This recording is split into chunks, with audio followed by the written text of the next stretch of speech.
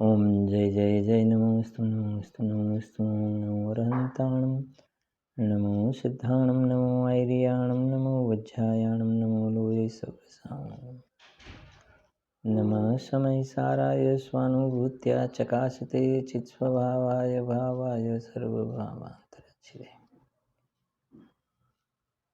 वन्दे तु सर्वसिद्धे ध्रुवमचलमनोरमं गतिं पत्ते वोच्छामि समयपावु सुधकेवलीमणियम् निस्वरूप को परम रस जामे भरो अपार वंदो परमानंदमय समय सार्य विकार।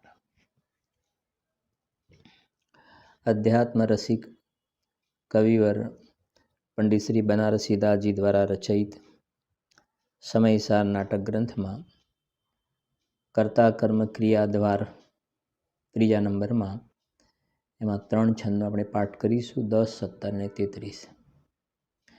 एक परिणाम के न करता दर्व दोई, दोई परिणाम एक दर्व न धरतु हेम। एक कर तुति दोई दर्व कबहु न करे, दोई कर तुति एक दर्व न करतु हेम। जीव पुद घल एक खेत अवगाही दो, अपने अपने रूप को न टरतु हेम। जड़ पर नाम निको करता है पुद्गल, चिदानंद चेतन स्वभाव आचरतु है। त्यार पछी से 17 नंबर ज्ञान भाव ज्ञानी करे, अज्ञानी अज्ञान दर्व कर्म पुद्गल करे, नीचे परवान। 33 नंबर से करे कर्म सोई करतारम, जो जाने सो जाननहारा, जो करता नहीं जाने सोई, जाने सो करता नहीं होई। एमां आपणे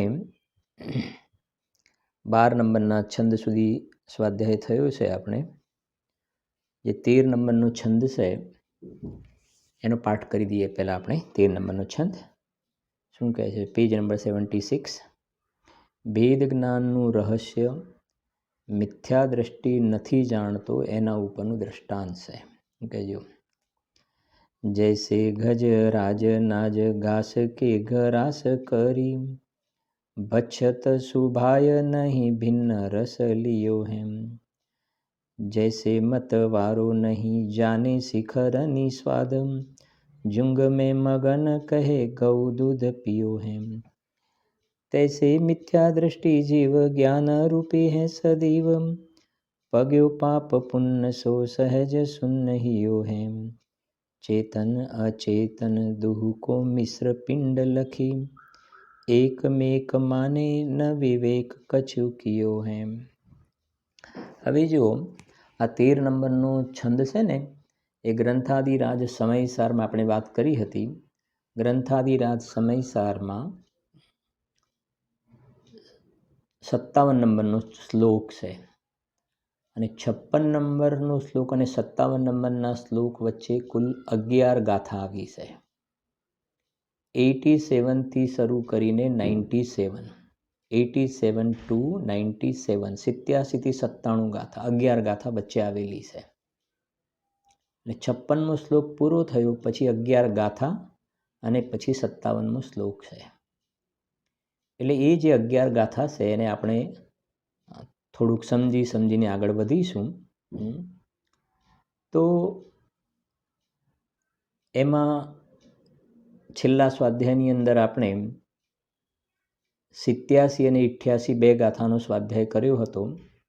આજના સ્વાધ્યાયની અંદર આપણે 89, 90 અને 91 ત્રણ ગાથાનો સ્વાધ્યાય કરીશું। 89, 90, 91 અને આપણે વાત પણ કરી હતી કે આ જે ત્રણ ગાથા છે ને એ એકબીજા સાથે કનેક્ટેડ છે। ત્રણ ગાથા થોડી યાદ કરાવી દઉં।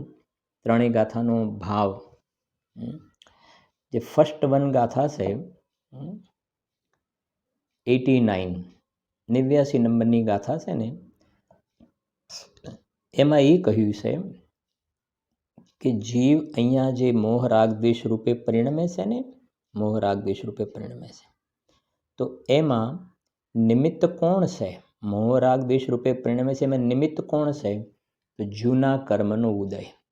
જૂના કર્મનો ઉદય.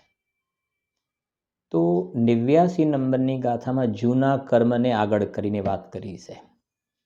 જૂના કર્મથી મુખ્યતા, જૂના કર્મનો જે ઉદય આવે ને, જૂના કર્મનો ઉદય, એની વાત કરી 89 ગાથામાં. 90 નંબરની ગાથામાં અહીંયા જીવમાં મોહ રાગ દ્વેષ વિકાર થયા ને જીવની પર્યાયમાં, એ 90 નંબરની ગાથામાં વાત કરી. અને 91 નંબરની ગાથામાં આ જીવની પર્યાયમાં મોહ રાગ દ્વેષ થયા વિકારી ભાવ, એ રાગ દ્વેષનું નિમિત્ત પામીને જે નવા કર્મ બંધાયા, નવા કર્મ બંધાયા, એ 91 નંબરની ગાથામાં એની ચર્ચા છે. એટલે 89, 90, 91 આવી રીતે છે. બરાબર છે કે નહીં? જૂના કર્મનો ઉદય અને નવા કર્મનો બંધ, પણ એના વચ્ચે શું હોવું જોઈએ? રાગ દ્વેષ વિકારી ભાવ. અને આ આપણે વાત કરીએ બધી આ અજ્ઞાની જીવની વાત છે. કેમ કે આપણે જોઈએ છે કે આ મિથ્યાત્વ જીવ ને અજીવ બે પ્રકારના મિથ્યાત્વ છે. જોયું કાલના સ્વાધ્યાયમાં આપણે. જીવ મિથ્યાત્વ અને અજીવ મિથ્યાત્વ. અજીવ મિથ્યાત્વ શું છે? કે પૂદગલનો વિકાર છે. અને જીવ મિથ્યાત્વ શું છે? કે ચૈતન્યનો વિકાર છે. અજીવ મિથ્યાત્વ એ પૂદગલનો વિકાર છે, અને જીવમાં જે મિથ્યાત્વ જે છે એ ચૈતન્યનો વિકાર છે. તો અહીંયા જે મિથ્યાત્વના બે ભેદ કયા, જીવ અને અજીવ, એવા બે ભેદ કયા. પેલું ગ્રહિત મિથ્યાત્વ અને અગ્રહિત મિથ્યાત્વ, એવા ભેદ નથી. બરાબર છે કે નહીં? તો હવે ગ્રંથાદિરાજ સમયસારમાં તમે આવજો જરાક. એની અંદર આપણે જોઈએ 89 નંબરની ગાથા, 89 ગાથા છે. શું કહે છે જુઓ.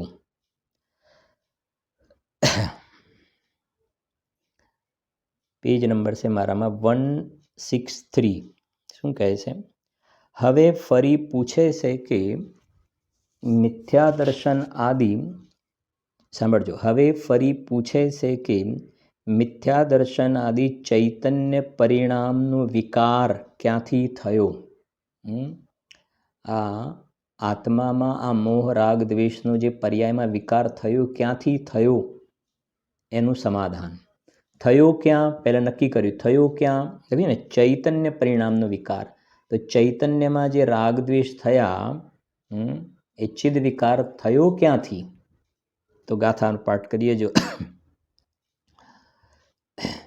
મોહયુત ઉપયોગનામ પરિણામ ત્રણ અનાદિનામ મિથ્યાત્વને અજ્ઞાન અવિરત ભાવ એ ત્રણ જાણવા.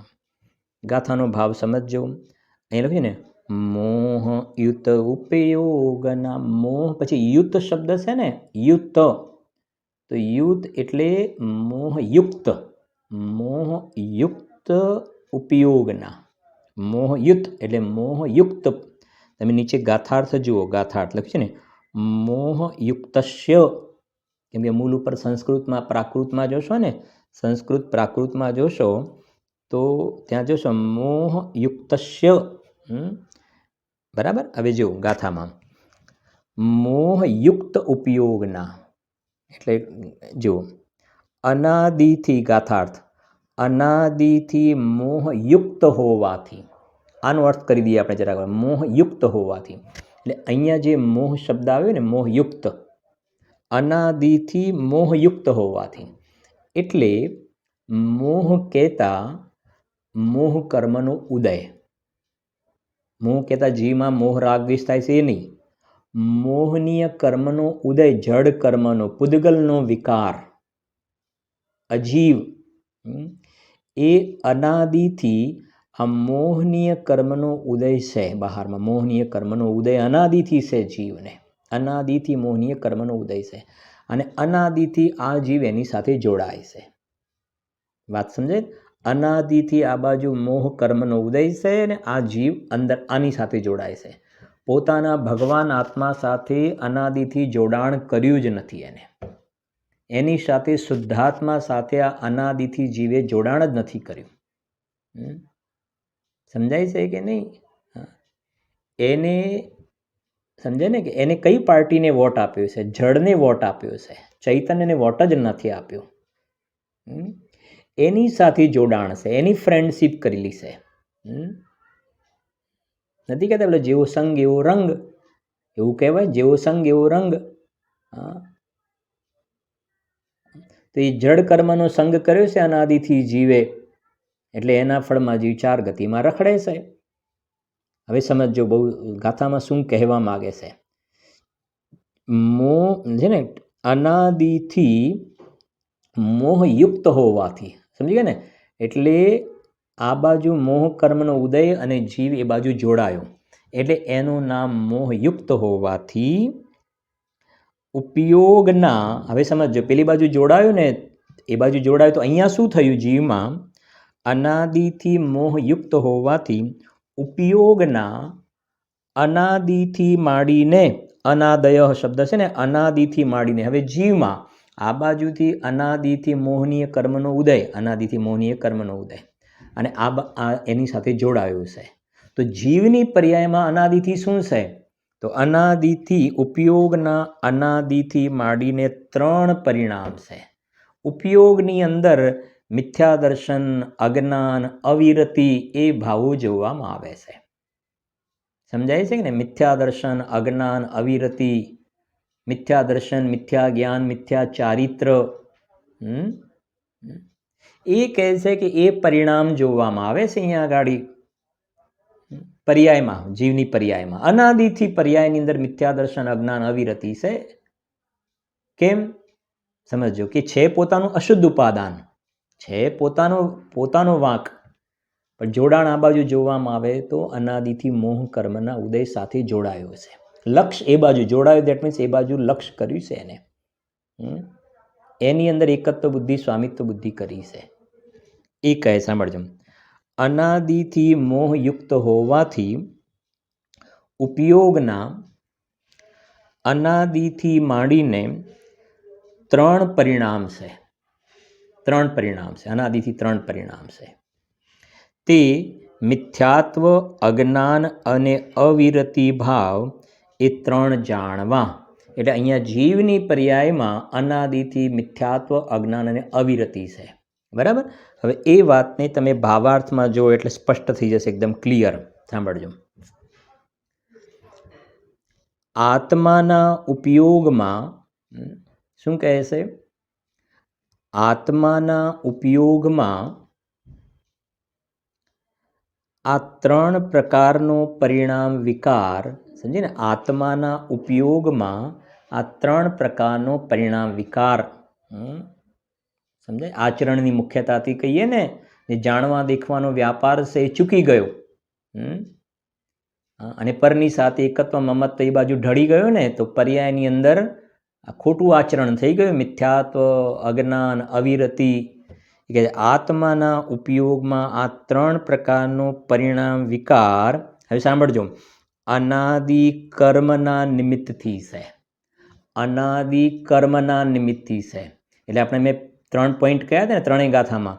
જૂના કર્મનો ઉદય, આ એની અંદર વાત છે. જીવ અહીંયા પરિણમ્યો પોતાથી પરિણમ્યો, પણ એમાં નિમિત્ત શું છે? તો નિમિત્તનું જ્ઞાન કરાવ્યું છે. શું કહે છે? અનાદિ કર્મના નિમિત્તથી છે. કર્મના નિમિત્ત, અને નિમિત્ત શબ્દ મૂકીને સ્પષ્ટ કરી દીધું છે. અનાદિ કર્મના નિમિત્તથી છે એમ કહ્યું ને, અનાદિ કર્મ નિમિત્ત. નિમિત્ત કહીને એ સ્પષ્ટ કરી દીધું કે એ જે કર્મનો ઉદય છે, જડ કર્મનો ઉદય, એને કંઈ નથી કર્યું. નિમિત્ત શબ્દ અકિંચિત કરશે. જે હેતુ કાંઈ ન કરે એને એ અકિંચિત કર કહેવાય. નિમિત્તની ત્યાં હાજરી છે. જેમ કહ્યું ને, રોટલી બની તો લોટથી બની, બાઈની માત્ર હાજરી છે. ખાલી હાજરી છે તેનું જ્ઞાન કરાવ્યું કે રોટલી બની વખતે બહેન હતી. આજે બે ચશ્મા છે પહેર્યા, સમજાય છે કે નહીં? અને આ વાંચ્યું ને જ્ઞાન થયું. તો જ્ઞાન તો પોતાથી થયું, પણ ચશ્માથી જ્ઞાન થયું ને, એ તો નિમિત્તનું જ્ઞાન કરાવ્યું. ચશ્માથી જ્ઞાન થયું ને, એ તો એ વખતે વાંચતી વખતે ચશ્માની હાજરી હતી, એનું જ્ઞાન કરાવ્યું. એનું જ્ઞાન કરાવ્યું છે. આ નિમિત્તની હાજરીનું જ્ઞાન કરાવ. આનાથી નથી થયું, આનાથી જ્ઞાન થાય ને. હા, તો ગાય ભેંસને પણ પહેરાવવામાં આવે ચશ્મા આવા, એને પણ થવું જોઈએ. હા, ચશ્મામાં જ્ઞાનય નથી ને એનાથી જ્ઞાનય નથી થતું. આંખમાં એ જ્ઞાન નથી, આંખથી એ જ્ઞાન નથી થતું. એ તો બાહ્ય નિમિત્ત કારણ છે, એનું નિમિત્તની હાજરી છે એટલું જ્ઞાન કરાવ્યું છે. આ બહુ જ ગુરુદેવશ્રીનો અનંત ઉપકાર છે કે આ ક્લેરિટી કરીને સમજાવી છે. ખૂબ ઉપકાર છે. શાસ્ત્રમાં જ્ઞાન નહીં, શાસ્ત્રથી જ્ઞાન નહીં.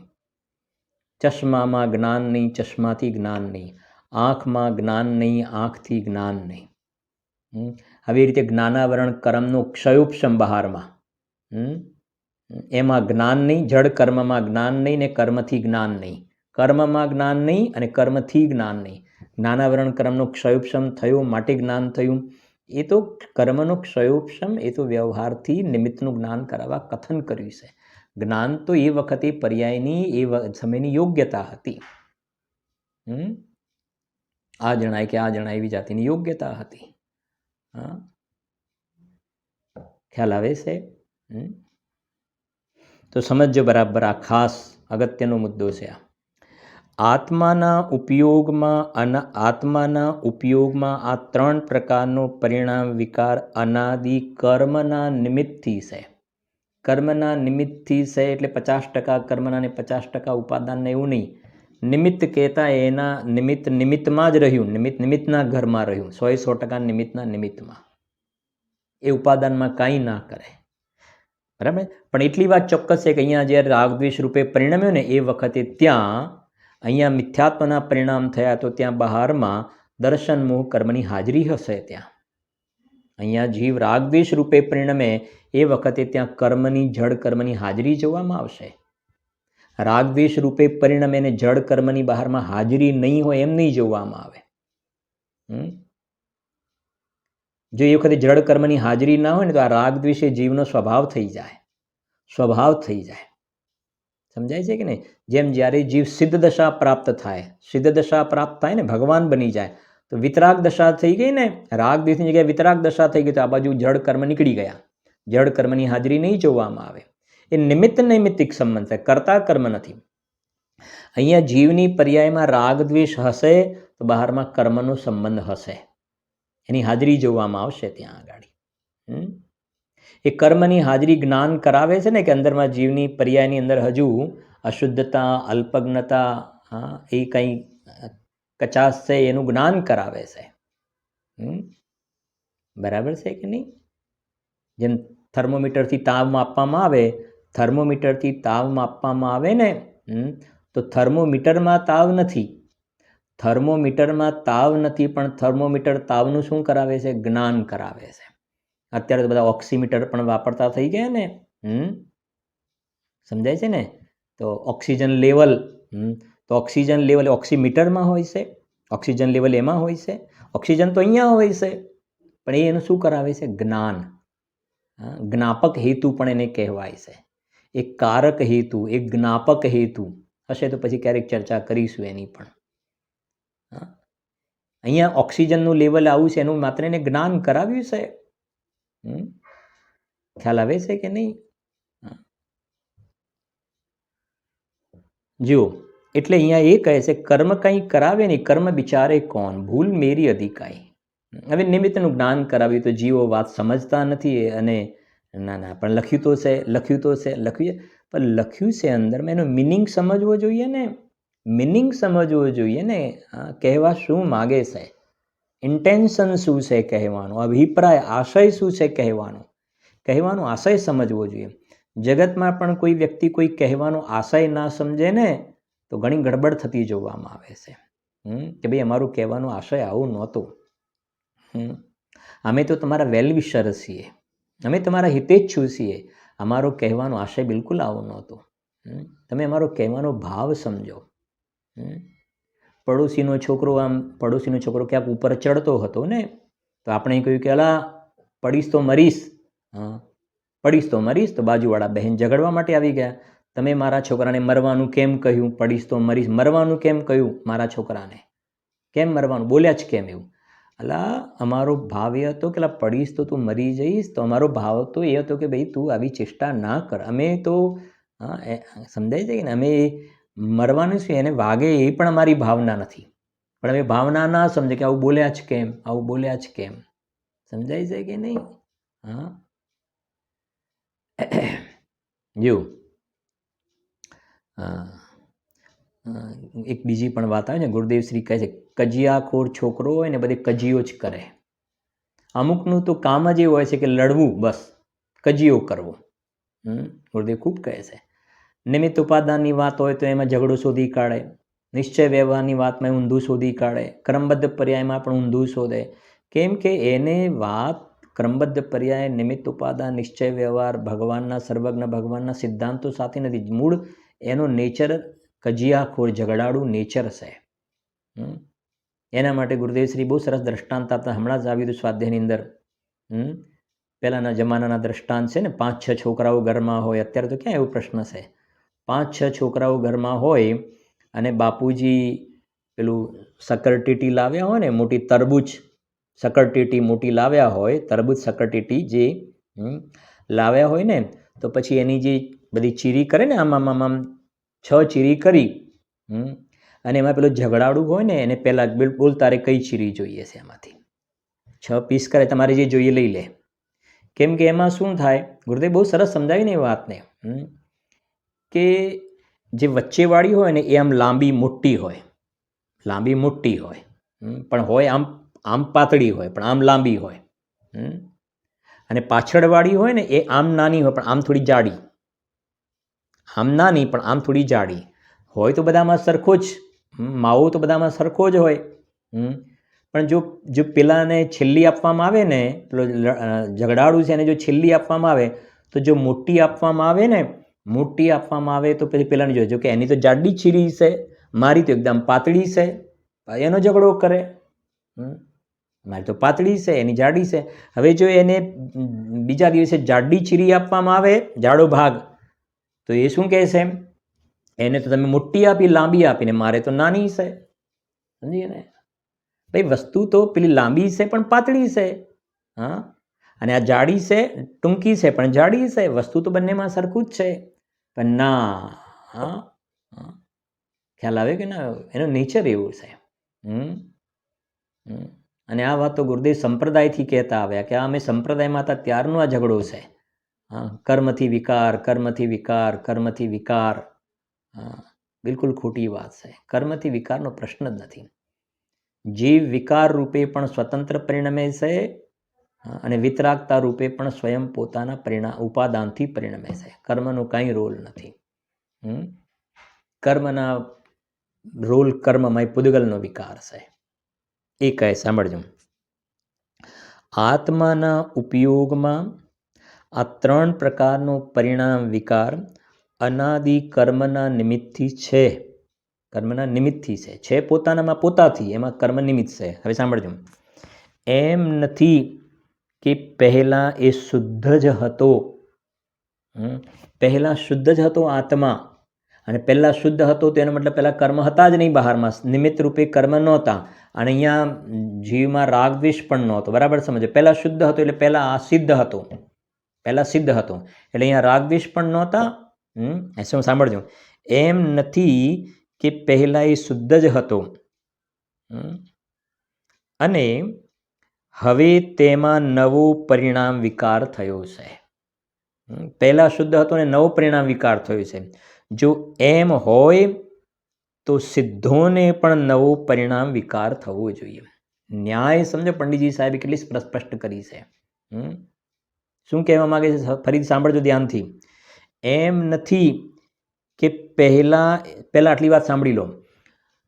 બહારમાં કર્મનો સંબંધ અનાદિકાળથી, જડ કર્મનો હાજરી અનાદિકાળથી, અને આ બાજુ જીવની પર્યાયની અંદર મિથ્યા દર્શન, અજ્ઞાન, અવિરતિ, વિકારી ભાવ પણ અનાદિથી છે. બે આ બાજુ કર્મનો સંબંધ પણ અનાદિથી ને જીવની પર્યાયમાં રાગદ્વેષ પણ અનાદિથી છે. હવે જો તમે એમ કહો કે ના, પહેલાં રાગદ્વેષ જીવની પર્યાયમાં નહોતા, અનાદિનો પરિણામ વિકાર ના માનો. પહેલાં તો આત્મા શુદ્ધ જ હતો, પહેલાં તો શુદ્ધ જ હતો ને પછી વિકાર થયા, પછી રાગદ્વેષ થયો.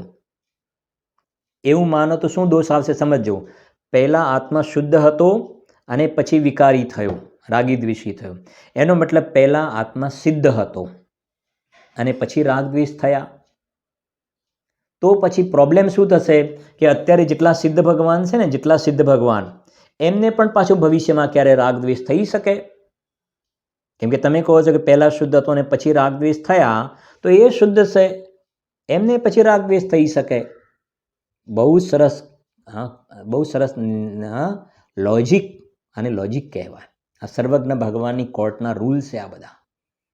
કેમ કે કેટલાકની આવી માન્યતા પણ જોવામાં આવે છે કે પહેલાં તો આત્મા શુદ્ધ જ હતો, પહેલાં તો આત્મા શુદ્ધ જ હતો. એ ખોટી વાત છે. હા, એવું છે નહીં બિલકુલ. જો એમ હોય તો સિદ્ધોને પણ નવો પરિણામ વિકાર થવો જોઈએ, તો પછી એમને પણ થાય. પણ એમ તો થતું નથી. એમ તો નથી થતું. જે સિદ્ધ થઈ ગયા ને, એ તો વ્યય વિનાનો ઉત્પાદ. પ્રવચન સાર 16 નંબરની ગાથા, વ્યય વિનાનો ઉત્પાદ. જે સિદ્ધ થઈ ગયા થઈ ગયા. એ ફરીથી ક્યારેય સંસારમાં જન્મ મરણ કરતા નથી. સાદી અનંત અનંત સમાધિ સુખમાં. તો જે શુદ્ધ થઈ ગયા એ થઈ ગયા. હા, પછી જન્મ મરણ નથી કરતા. સમજાય છે કે નહીં? એનો અર્થ એ થયો કે આ જીવ પહેલાં શુદ્ધ હતો ને પછી અશુદ્ધ થયો, વાત ખોટી વાત છે. પહેલાં શુદ્ધ હતો ને અશુદ્ધ થયો, ખોટી વાત છે.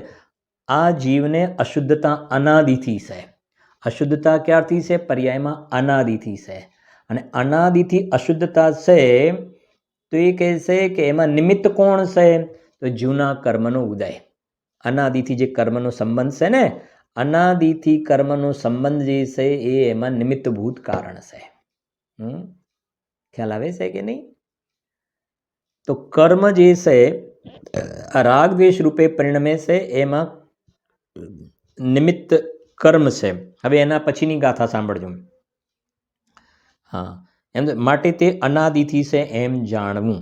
હવે શું કહેજો? હવે આત્માને 3 પ્રકારના પરિણામ વિકારનું કરતાપણું દર્શાવે છે. આ 3 પ્રકારના જે વિકાર થયા ને, બરાબર સમજો. 3 પ્રકારના વિકાર થયા, મિથ્યા દર્શન, અજ્ઞાન, અવિરતિ, જે પર્યાયમાં થઈ ને. તો આ 89 નંબરની ગાથામાં એક વાત ક્લિયર કરી કે આ રાગ દ્વેષ રૂપ જે પરિણામ થયા ને, એમાં કર્મ ખાલી નિમિત્ત છે.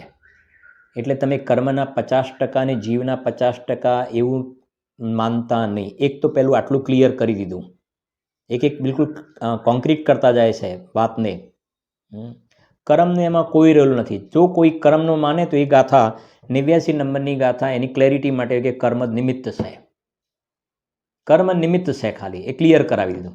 અને આ 90 નંબરની ગાથામાં વધારે ક્લિયર કરે છે કે આ જીવમાં રાગદ્વેષ રૂપ પરિણામ થયા ને, જીવમાં રાગદ્વેષ રૂપ પરિણામ થયા ને, એ રાગદ્વેષ રૂપ પરિણામનો જીવની સાથે જ કર્તા કર્મ સંબંધ છે. કર્તા કર્મ સંબંધ જીવના પર્યાય સાથે જીવનો છે.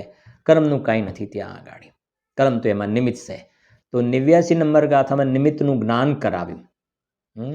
કર્તા કર્મ સંબંધી નિમિત્ત નૈમિતિક સંબંધ બતાવ્યો. અને 90 નંબરની ગાથાની અંદર પોતાની પર્યાય સાથે અજ્ઞાન દશામાં કર્તા કર્મ સંબંધ પોતે જ રાગદ્વેષનો કરતા છે. ક્લિયર કરે છે વાત. જુઓ, સાંભળજો. હવે આત્માને 3 પ્રકારના પરિણામ વિકારનું કરતાપણું દર્શાવે છે. શું કહેજો?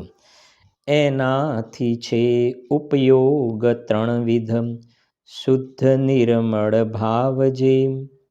શું કહે છે? એનાથી છે ઉપયોગ 3 વિધ, શુદ્ધ નિર્મળ ભાવ જે ભાવ કંઈ પણ તે કરે તે ભાવનો કરતા બને. ગાથા જુઓ. એનાથી છે ઉપયોગ 3 વિધ. એટલે આ જે પર્યાયની અંદર મિથ્યા દર્શન, અજ્ઞાન, અવિરતિ થાય છે ને, એટલે ઉપયોગના 3 ભેદ જોવામાં આવે છે. એનાથી છે ઉપયોગ 3 વિધ. સાંભળજો. અનાદિથી આ 3 પ્રકારના પરિણામ વિકારો હોવાથી આત્માનો ઉપયોગ, જો કે શુદ્ધ નહીંથી તે શુદ્ધ નિરંજન એક ભાવ છે. ખરેખર જો જોવામાં આવે તો આત્માનો તો શુદ્ધ એક જ્ઞાન અને આનંદ વિતરાગતા રૂપે પરિણમવું એનો સ્વભાવ છે. પણ પોતે આવા સ્વભાવને ભૂલ્યો. બરાબર સમજો, આત્માનો ઉપયોગ જે છે તે એક જ પ્રકારનો છે, ઉપયોગ એક જ પ્રકારનો છે, આનંદ રૂપે પરિણમવું, બસ એ એનો સ્વભાવ છે. પણ એ કહે છે કે આવા પોતાના સ્વભાવને ભૂલ્યો ને, તો ભૂલ્યો તો ઉપયોગની અંદર આવા પ્રકારના મિથ્યા દર્શન, અજ્ઞાન, અવિરતિ જોવામાં આવે છે.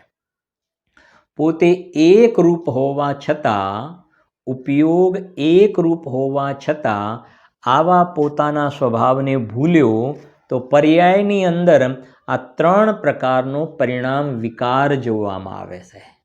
ત્રણ પ્રકારનો પરિણામ વિકાર જોવામાં આવે છે. શું કહેજો?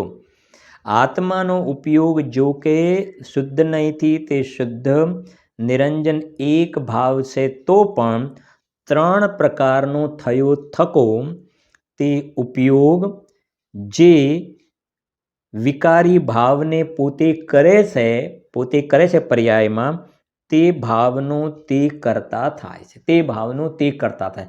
માને હવે અહીંયા જો કર્મને યાદ નથી કર્યું આ ગાથામાં, કર્મને એ જે માને પોતે પોતાના એકરૂપ સ્વભાવને ભૂલ્યો, પોતાના એકરૂપ સ્વભાવને ભૂલ્યો, અકર્તા એવા ભગવાન આત્માને ભૂલ્યો, તો પર્યાયની અંદર મિથ્યા દર્શન, અજ્ઞાન, અવિરતિનો પોતે કરતા થાય છે અને મિથ્યા દર્શન, અજ્ઞાન, અવિરતિ પોતાનું કર્મ થાય છે. બીજા શબ્દોમાં કહે તો અજ્ઞાની જીવ એને રાગની સાથે કરતા કર્મપણું જોવામાં આવે છે. રાગની સાથે કરતા કર્મપણું, એ રાગનો કરતા સ્વયં પોતે છે. આવા પરિણામ વિકારનો કરતા સ્વયં પોતે છે, પોતાનો અપરાધ છે. જૂનું કર્મ જે છે એમાં તો નિમિત્ત છે ખાલી. એ આગળની ગાથામાં વાત કરી. હવે સાંભળજો, ભાવાર્થ એનો જુઓ, ઘણું ક્લિયર કર્યું છે ભાવાર્થ. સાંભળજો. પહેલા કહ્યું હતું કે આ અજ્ઞાની ટ્રેક ચાલી રહ્યો છે. પહેલા કહ્યું હતું કે જે પરિણમે તે કરતા છે, ય પરિણમતી સહકર્તા. પેલા 6 શ્લોક આવે ને 51 થી 56, એમાં 51 નંબરનો પહેલો શ્લોક, કર્તા કર્મ ક્રિયા પરિણામી, પરિણામને પરિણતિ. જે પરિણમે એ કર્તા, જે પરિણામ એ કર્મ, અને અવસ્થાથી અવસ્થાંતર થવું એ પરિણતિ એટલે ક્રિયા. તો જે પરિણમે એ કરતા. તો આ ત્રણ પ્રકારના મિથ્યા દર્શન, અજ્ઞાન, અવિરતિ રૂપે કોણ પરિણમ્યું? કે જીવ પરિણમ્યો. ય પરિણમતી સા કરતા. સાંભળો, પહેલા કહ્યું હતું કે જે પરિણમે તે કરતા છે. અહીં અજ્ઞાન રૂપ થઈને ઉપયોગ પરિણમ્યો. પોતાનું અજ્ઞાન, પોતાના સ્વભાવ સંબંધનું અજ્ઞાન. અહીં અજ્ઞાન રૂપ થઈને ઉપયોગ પરિણમ્યો. તેથી જે ભાવ રૂપ તે પરિણમ્યો તે ભાવનો તેને કરતા કહ્યો. આમ તો અંદરમાં જાય તો થાય શુદ્ધોપયોગ થાય, પણ એ શુદ્ધોપયોગ ના થયો ને બહારમાં જોડાયો ને અજ્ઞાન દશામાં, તો આ કહે છે કે આ મિથ્યા દર્શન, અજ્ઞાન, અવિરતિ ભાવનો જન્મ થયો. તેથી જે ભાવરૂપ તે પરિણમ્યો, આ ત્રણ પ્રકારના પરિણામ વિકાર રૂપે પરિણમ્યો, તે ભાવનો તેને કરતા કહ્યો. આ રીતે ઉપયોગને કરતા જાણવો. સાંભળજો, હજુ આગળ સ્પષ્ટ કરે છે. જો કે શુદ્ધ દ્રવ્યાર્થિક નહીંથી આત્મા કરતા છે નહીં. જો પાછો ઈંગાળી ભગવાન આત્મા અકર્તા સ્વભાવીને યાદ કર્યો પાછો. ખરેખર જોવામાં આવે તો આ ત્રિકાલી ધ્રુવ ભગવાન આત્મા જે છે ને એ તો અકારક અને અવેદક છે. ખરેખર જે છે દ્રવ્ય દ્રષ્ટિને પણ એ યાદ કરી. જ્ઞાન પ્રધાન શૈલીમાં પણ એમને દ્રવ્ય દ્રષ્ટિને યાદ કરીને કહ્યું શુદ્ધ દ્રવ્યાર્થિક નહીંથી જોવામાં આવે તો શુદ્ધ નયનો વિષયભૂત જે ભગવાન આત્મા, શુદ્ધાત્મા જે છે ને એ તો અકારક અને અવેદક છે. અકારક ને અવેદક છે. ખરેખર તો શુદ્ધ પર્યાયનો પણ કરતા નથી. શુદ્ધ પર્યાયનો પણ કરતા નથી. મિથ્યા દર્શન, અજ્ઞાન, અવિરતિનો તો પ્રશ્ન જ ક્યાં છે? આમ છે, ખરેખર તો આવું છે, પણ કહે છે આ પર્યાય અપેક્ષાએ જોવામાં આવે, પર્યાય અપેક્ષાએ અશુદ્ધ દ્રવ્યાર્થિક નહીંથી જોવામાં આવે તો એ કહે છે કે આ રાગ દ્વેષાદિ વિકારી પર્યાયનો ય પરિણમતી સા કરતા. તો પર્યાયની અપેક્ષાથી કથન કર્યું. બાકી શુદ્ધ નહીંથી તો જે છે ને અકર્તા ને અભોગતા છે. પણ આ જે અત્યારે ગાથાઓ ચાલી રહી છે ને એમાં આ શુદ્ધનયના વિષયભૂત ભગવાન આત્માની જે જીવ નજર નથી કરતો તેની પર્યાયમાં શું હાલત થાય છે એનું જ્ઞાન કરાવ્યું છે. અને કાલે પણ કીધું જ્ઞાન કરાવીને ત્યાં રોકવું નથી, જ્ઞાન કરાવી અને એને પોતાના આ પરમ પવિત્ર એવા શુદ્ધાત્મા એ તરફ ઉપયોગને લઈ જવો છે. આ 3 પ્રકારના પરિણામ વિકાર રાખવા નથી, અંદરમાં ઉપયોગને લઈ જવું છે. આજ અમારો ઉપયોગ પલટ્યો, એ કરાવવું છે. પ્રયોજન તો ત્યાં સુધીનું છે. જો કે શુદ્ધ દ્રવ્યાર્થિક નહીંથી આત્મા કરતા છે નહીં, તો પણ ઉપયોગ અને આત્મા એક વસ્તુ હોવાથી, આ આત્મા અને ઉપયોગ એક વસ્તુ હોવાથી અશુદ્ધ દ્રવ્યાર્થિક નહીંથી આત્માને પણ કર્તા કહેવામાં આવે છે. એટલે આત્મા કર્તા અને આ 3 પ્રકારના પરિણામ વિકારે આત્માનું કર્મ. સમજી ગયા ને? એટલે આપણે મેં પહેલાં કહ્યું 3 ગાથાઓના રિલેશન. પહેલામાં જૂનામાં કહ્યું કે અનાદિથી કર્મનો સંબંધ છે અને પરિણામ વિકાર પણ અનાદિથી છે, પરિણામ વિકાર. અને આ 3 પ્રકારના પરિણામ વિકારનો કર્તા કર્મ કોણ કે પોતે જ કરતા છે ને પોતાનું કર્મ છે. આ 90 નંબરની ગાથામાં વાત કરી. હવે 91 નંબરની ગાથામાં આ 3 પ્રકારનો પરિણામ વિકાર થયો, પર્યાયમાં મોહ રાગ દ્વેષ થયા, તો એનાથી શું થાય છે? આ જે વિકાર થાય એનાથી શું થાય છે? જીવનો મોક્ષ થાય છે કે સંસારમાં રખડે છે? કર્મનું બંધન થાય છે કે કર્મ બંધન ભવ બંધન તડતડ તૂટ પડે? શું થાય છે? તો જ્ઞાન કરાવ્યું છે. સાંભળજો. હવે આત્માને 3 પ્રકારના પરિણામ વિકારનું કર્તાપણું હોય ત્યારે પૂદગલ દ્રવ્ય પોતાની મેળે જ કેટલી ચોખવટ. હવે આત્માને 3 પ્રકારના પરિણામ વિકારનું કર્તાપણું હોય ત્યારે પૂદગલ દ્રવ્ય પોતાની મેળે જ કર્મપણે પરિણમે છે. પોતાની મેળે જ, એટલે પેલી કારમાન વર્ગણાઓ બધી ભરેલી છે ને, એ કારમાન વર્ગણાઓ જાતે જ એ અલગ અલગ પ્રકારના કર્મ રૂપે પરિણમી અને પ્રકૃતિ બંધ, પ્રદેશ બંધ, સ્થિતિ બંધ, અનુભાગ બંધ જે કર્ણાનુયોગની વ્યવસ્થા છે ને, મૂળ પ્રકૃતિ અને ઉત્તર પ્રકૃતિમાં સિદ્ધાંતમાં કયા પ્રમાણે બધું વહેંચાઈ જાય છે એ એની અંદર કામ થઈ જાય છે. અહીંયા જીવ ઊંધો પરિણમ્યો તો આ બાજુ કર્મ આવીને સ્પષ્ટ લખ્યું ને, પૂદગલ દ્રવ્ય પોતાની મેળે જ, પોતાની મેળે જ. એ કહે છે અહીંયા એમ કહે ને ભાઈ તાવ આવ્યો ને થર્મોમીટર મૂક્યું અહીંયા ગાડી, તો એની અંદર જે પેલો પારો ઉપર ચડે છે ને, પારો ઉપર ચડે છે તો એના કારણે જ ઉપર ચડે છે. આ તાવ આવ્યો એના કારણે જ પારો ઉપર ચડે છે. આ તાવ જે છે તો નિમિત્ત કારણ છે, પારો એના કારણે ઉપર ચડે છે. એમ જીવમાં રાગ દ્વેષ થાય છે ને તો પેલા કર્મ બંધાય છે ને, તો કર્મ એના કારણે બંધાય છે. જીવના રાગ દ્વેષ નિમિત્ત છે. એ પેલો શરીરનો તાવ, એમાં રાગ દ્વેષ આત્માનો તાવ. પેલામાં પારો ચડે, આ બાજુ સંસાર ચડે. પેલો પારો વધે ને આ બાજુ સંસાર વધતો જાય એનો. એ કહેજો. હવે આત્માને 3 પ્રકારના પરિણામ વિકારનું કર્તાપણું હોય ત્યારે પૂદગલ દ્રવ્ય પોતાની મેળે જ કર્મપણે પરિણમે છે એમ કહે છે. ગાથા વાંચીએ છીએ. જે ભાવ જીવ કરે અરે જીવ તેહનો કરતા બને, કરતા થતા પૂદગલ સ્વયં ત્યાં કર્મ રૂપે પરિણમે. એકદમ સરળ કરીને કહી દીધું છે ને. પહેલી લીટીમાં શું કીધું? જે ભાવ જીવ કરે અરે જીવ તેહનો કરતા બને, એનો કરતા થાય છે. અને કરતા થતા અહીંયા રાગ દેશનો કરતા થયો પોતે, એ 90 નંબરની ગાથા ત્યાં સુધી. અને પૂદગલ સ્વયં ત્યાં કર્મ રૂપે પરિણમે. પૂદગલ દ્રવ્ય સ્વયં ત્યાં કર્મ રૂપે પરિણમે. પણ એ પૂદગલ દ્રવ્ય સ્વયં કર્મ રૂપે પરિણમે છે ને, કર્મ રૂપે પરિણમે છે તો એ વખતે નિમિત્તપણે કોની હાજરી છે? કે જીવમાં રાગ દ્વેષની હાજરી છે. જીવમાં અહીંયા રાગ દ્વેષની હાજરી જોવામાં આવશે. રાગ દ્વેષ એ કંઈ કર્મમાં જેને કંઈ કરે છે એવું નથી. સહેજ નિમિત્ત નૈમિત્તિક સંબંધ છે, કર્તા કર્મ સંબંધ નથી. જો એને સ્પષ્ટ કર્યું છે. જો ગાથાર્થ વાંચીએ છીએ. આત્મા જે ભાવને કરે છે તે ભાવનો તે કરતા થાય છે. તે કરતા થતાં પૂદગલ દ્રવ્ય પોતાની મેળે કર્મપણે પરિણમે છે. એની મેળે જ કર્મ રૂપે પરિણમે છે. એવા જગતમાં કેટલાય નૈમિત્તિક સંબંધો જોવામાં આવે પણ છે. પોતાની મેળે પરિણમે છે એ પ્રમાણે. ભાવાર્થ એનો આત્મા તો અજ્ઞાન રૂપ પરિણમે છે.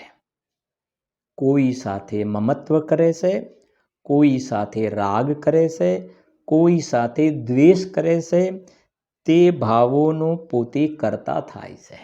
સમજીએ ને, અજ્ઞાન દશામાં મોહ રાગ દ્વેષ કરે ને તો આ જીવની વધારેમાં વધારે મર્યાદાનું ઉલ્લંઘન કરીને જાય તો ક્યાં સુધી જાય કે પોતાની પર્યાયમાં મોહ રાગ દ્વેષ કરે ત્યાં સુધી. બાકી પેલા જડ કર્મને બાંધે ને છોડે એ આત્માનું કામ નહીં. જડ પરિણામની કો કરતા હે પૂદગલ ચિદાનંદ ચેતન સ્વભાવ આચરતું હે. આગળ શ્લોક વાંચ્યો ને આપણે ભણ્યા ને, જીવ પૂદગલ એક ખેત અવગાહી દો અપને અપને રૂપ કો ન ટરતું હે. 12 નંબરનો છંદ હતો ને મારા ખ્યાલથી. જીવ પૂદગલ એક ખેત અવગાહી દો અપને અપને રૂપ કો ન ટરતું હે. કોઈ નથી ટળતા પોતપોતાના સ્વભાવને છોડીને. જડ પરિણામની કો કરતા હે પૂદગલ ચિદાનંદ ચેતન સ્વભાવ આચરતું હે. આત્મા જે છે ને એ તો 10 નંબરના શ્લોકમાં છે ને મારા ખ્યાલથી આપણે બોલીએ છીએ ને. એ સિવાય આગળ આપણે 12 નંબરનું પણ જોયું, એમાં પણ એવી વાત આવી. શું કહે છે અહીંયા આગળ? જો આત્મા તો અજ્ઞાન રૂપ પરિણમે છે. કોઈ સાથે મમત્વ કરે છે, કોઈ સાથે રાગ કરે છે, કોઈ સાથે દ્વેષ કરે છે. તે ભાવોનો પોતે કરતા થાય છે. એ ભાવોનો પોતે કરતા થાય છે. તે ભાવો નિમિત્ત માત્ર થતા, હવે જો નિમિત્ત માત્ર થતા, અહીંયા નિમિત્ત થતા પૂદગલ દ્રવ્ય પોતે પોતાના ભાવથી જ કર્મ રૂપે પરિણમે છે. એના કારણે પરિણમી જાય છે. અને ઓટોમેટિક વ્યવસ્થા છે. ઓટોમેટિક વ્યવસ્થા છે. એ પરિણામ કર્યા અને આવીને 4 ઘાતીને 4 અઘાતી એની અંદર આવીને જ્ઞાનાવરણ દર્શનાન મોહની અંતરાય આયુ નામ ગોત્ર વિધિ એનું બાયફર્કેશન થઈ જાય. એમાં પણ કોના ભાગમાં વધારે પરમાણુ, કોના ભાગમાં ઓછા, આયુ કર્મના ભાગમાં સૌથી ઓછા પરમાણુ આવે, વેદનીય કર્મના ભાગમાં સૌથી વધારે પરમાણુ આવે. આ બધું કોણ ધ્યાન રાખતું હશે? દરેકના માટે આવું જ હોય. આવું જ હોય. કોઈ ભગવાન નથી કરતા બધી વ્યવસ્થા, અને જીવ પણ એની વ્યવસ્થા નથી કરતો. ઓટોમેટિક વ્યવસ્થા ચાલે છે અને થાય છે. જીવના રાગ દેશના પરિણામ માત્ર એમાં નિમિત્તભૂત કારણ છે. થાય છે ઓટોમેટિક, આ પ્રમાણે થઈ જાય છે. અને આપણે કેટલી વાર કહ્યું છે ને, સ્વાધ્યાય કરવા માટે 8-10 વ્યક્તિ જોડે બેઠા હોઈએ, બધા જોડે બેઠા હોય, અને જે દરેકના પરિણામ અલગ અલગ છે, દરેકના પરિણામ અલગ અલગ. તો જે કર્મ આવે તો ભૂલમાં આ બાજુથી આ બાજુમાં જાય ને આના આ બાજુમાં જતા રહે ને આના આ બાજુમાં ઘૂસી જાય કે એવું નહીં જોવામાં આવે. એ દરેક આત્માની સાથે આવીને ચોંટશે તો જેને જે ભાવ કર્યા છે એનું નિમિત્ત પામીને એની સાથે જ ચોંટશે. ભૂલમાં કંઈક રસ્તો ભૂલી જાય તો કર્મ, એમાં આપણે કંઈક રસ્તો ભૂલી જઈએ અને ખોટા રસ્તે ઘૂસી ગયા જઈને પાછું વાળીએ, ગૂગલ પણ રસ્તા ખોટા બતાવે, આવું બધું હોય છે ને. કંઈક કોઈએ રસ્તો ખોટો બતાવે, એમ કર્મ રસ્તો ભૂલી જાય, ભાવ આને કર્યા તેને ભૂલમાં પેલી બાજુને ઘૂસી ગયું. કેમ કે એક જ નામના 3 નામ, એનું એ ફાધરનું નામ એ, સમજાય છે કે નહીં? સરનેમ પણ એ, મૂળ ગામ પણ એ, એવા છે ઘણા વ્યક્તિઓ છે. એનું નામ, પિતાનું નામ, સરનેમ, ગામનું નામ બધું એક, મૂળ ગામ. હવે ભૂલમાં કર્મ ભૂલ પડી જાય તો હું તો પેલાની બદલામાં પેલું સમજ્યો તો એવી ભૂલ નથી પડતી. એ કહે છે જો તે ભાવોનો પોતે કરતા થાય છે. તે ભાવો નિમિત્ત માત્ર થતાં પૂદગલ દ્રવ્ય પોતે પોતાના ભાવથી જ કર્મ રૂપે પરિણમે છે. પરસ્પર નિમિત્ત નૈમિત્તિક ભાવ માત્ર છે. નિમિત્ત નૈમિત્તિક ભાવ માત્ર છે. કરતા તો બંને પોતાના ભાવના છે, એ નિશ્ચય છે. એટલે આ 3 ગાથાઓની અંદર આ એક સ્પષ્ટ ક્લિયર કરાવી દીધું છે, એક દ્રવ્ય બીજા દ્રવ્યનું કરે 3 કાળમાં બિલકુલ ખોટી વાત છે. પછી આગળ અંદરમાં પ્રમાણના દ્રવ્યમાંથી આવીને પછી પરિણામ માત્રથી ભિન્ન ભગવાન આત્માની વાત લઈ જવો છે ત્યાં સુધી. પણ હજુ બહારના જ લાકડા ગળ્યા હોય ને, કર્મ કરાવે છે ને, મેં કર્મ બાંધ્યા ઘાતી કર્મજી નાશ કરી પાયો કેવલ રાજ. તો ભગવાને ઘાતી કર્મોનો નાશ કર્યો, લખ્યું છે ને અષ્ટ કર્મ જો દુઃખ હેતુ હે, અષ્ટ કર્મ જો દુઃખ હેતુ હે. એ બધા વ્યવહારના કોઈ નિમિત્તનું જ્ઞાન કરાવવાવાળા કથન છે. બાકી 8 કર્મ દુઃખનું કારણ ના હોય. 8 કર્મ કર્મમાં રહ્યા. દુઃખનું કારણ તો તું તને ભૂલ્યો છે ને, એ તારો અપરાધ છે. અને ઘાતી કર્મ જે નાશ કરી, એ પંક્તિ બોલવાની બંધ નથી કરવાની, એનો ભાવ સમજવાનો છે. ભગવાને કંઈ ઘાતી કર્મનો થોડો નાશ કર્યો છે. એ તો પોતે પોતાના સ્વરૂપમાં ડૂબી ગયા, તો આ બધા કર્મ આપોઆપ ચાલ્યા ગયા, અકર્મરૂપ થઈ ગયા. તો વ્યવહારથી એવું કહેવાય કે ભગવાને ઘાતી કર્મનો નાશ કર્યો. એ કર્મનો અભાવ થયો ને, એમાં ભગવાનનો પુરુષાર્થ નિમિત્ત હતો. કર્મનો અભાવ થયો એમાં ભગવાનનો પુરુષાર્થ નિમિત્ત હતો, અંતર સન્મુખતાનો. તો એ અપેક્ષાથી એમ કહેવાય કે ભગવાને કર્મનો નાશ કર્યો. બસ વાત એટલી છે. અને અજ્ઞાની જીવો સમજતા નથી અને રાઈનો પહાડ કરી નાખે છે, કાગનો વાઘ કરી નાખ્યો. આવો મનુષ્ય ભવ એમને ખોઈ નાખ્યો.